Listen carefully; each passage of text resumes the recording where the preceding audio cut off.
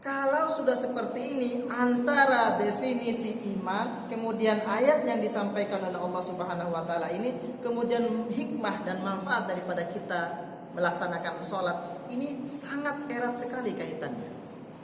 Sholat fungsinya adalah untuk mencegah perbuatan keji dan mungkar, tapi pelaku sholat itu masih melakukan perbuatan keji dan mungkar, sholatnya masih salah. Apa yang salah? Mungkin gerakan sholatnya yang salah, mungkin bacaan sholatnya yang tidak benar, Allahu Akbar. mungkin wudunya yang tidak sesuai dengan ketentuan-ketentuan yang telah ditentukan oleh Rasulullah Sallallahu Alaihi Wasallam. Hadirin sidang majelis ta'lim yang dirahmati dan dimuliakan oleh Allah Subhanahu wa taala. Oleh karena itu, tentang konsep sebuah iman ini perlu kita perdalam lagi, perlu kita kaji lebih detail lagi tentang konsep sebuah iman itu. Kalau sekiranya para ulama mendefinisikan 3 konsep itu, saya menambahkannya dengan satu, yaitu perlu ada yang namanya bukti. Lalu siapa yang bisa membuktikan tentang keimanan kita ini? Apakah kita? Apakah Allah Subhanahu wa taala? Apakah nabinya atau para sahabatnya atau malaikat-malaikat? Tentu tidak. Yang akan membuktikan kebenaran keimanan kita, yang akan membuktikan pengakuan kita bahwa Rasulullah Sallallahu Alaihi Wasallam itu adalah nabi bagi kita, maka orang lain yang akan membuktikan, bukan pribadi kita. Karena orang lain yang akan bisa memberikan penilaian yang benar terhadap konsep-konsep keimanan kita kepada Allah Subhanahu. Bila orang itu sholatnya sudah benar, maka tutur katanya santun. Bila orang itu sholatnya sudah benar, maka perilakunya itu tidak akan pernah keluar dari tata krama adat istiadat yang berlaku di masyarakat.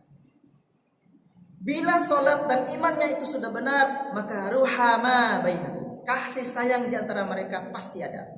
Bila sholat dan imannya itu sudah benar, maka dia pasti dan pasti akan mempermudah segala urusan makhluk yang ada di permukaan bumi ini. Karena esensi daripada kehidupan beragama itu adalah mempermudah segala urusan. Sebagaimana Rasulullah Sallallahu Alaihi Wasallam diutus, innama buistu liutammima makarimal akhlak. Rasulullah Sallallahu Alaihi Wasallam diutus oleh Allah Subhanahu Wa Taala dalam rangka memperbaiki akhlak. Akhlak ini erat kaitannya dengan jasmani dan rohani kita. Ada akhlak yang dalam arti khuluq, hati. Jadi perbuatan hati itu akan dilakukan oleh seluruh organ tubuh kita.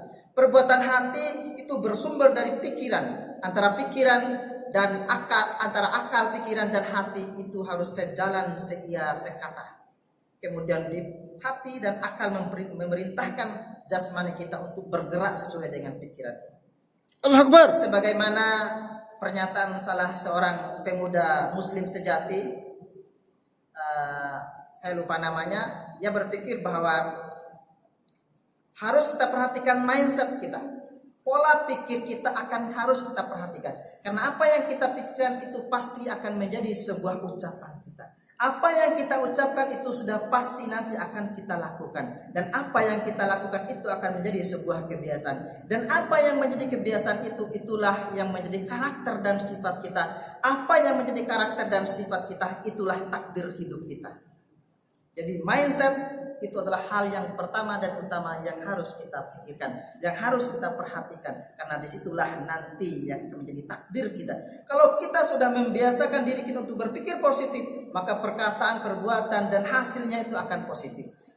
Bila kita sudah berpikir negatif terus terhadap apa yang ada di sekitar kita, apa yang ada di lingkungan kita, baik itu lingkungan yang bergerak atau yang tidak bergerak, itu yang akan menilainya. Selalu negatif terhadap lingkungan kita, maka karakter dan sifat kita, takdir kita akan menjadi negatif pula. Hadirin sidang jemaah Jumat yang dirahmati dan dimuliakan oleh Allah Subhanahu wa taala. Perkara takdir kun fayakun itu adalah urusan yang nomor 2. Sebab Allah Subhanahu wa taala berfirman, innallaha la yughayyiru ma biqaumin hatta yughayyiru ma bi anfusihim. Allah itu tidak mampu mengubah manusia. Allah itu tidak mampu mengubah manusia. Justru manusia itu sendirilah yang akan mengubah dirinya. Dalam hal ini perlu saya garis bawahi bahwa Allah bukan berarti tidak punya kekuatan untuk mengubah manusia. Tapi Allah tidak mau dan tidak mampu mengubah manusia selama manusia itu sendiri tidak mau mengubah dirinya sendiri dalam rangka menuju kepada kebaikan-kebaikan yang akan dia rasakan baik di dunia maupun di akhirat kelak. Hadirin sidang jemaah Jumat yang dimuliakan oleh Allah Subhanahu wa taala. Mungkin ini yang bisa saya sampaikan. Lebih dan kurangnya saya mohon maaf. Namun perlu saya garis bawahi bahwa konsep sebuah keimanan itu yang terakhir perlu ada namanya sebuah bukti nyata yang bisa dirasakan oleh seluruh makhluk yang ada di permukaan bumi. Sebab kita orang Islam masuk surga itu bukan karena ibadah kita kepada Allah Subhanahu wa taala. Belum tentu karena puasa kita, belum tentu karena haji kita, belum tentu karena zakat kita.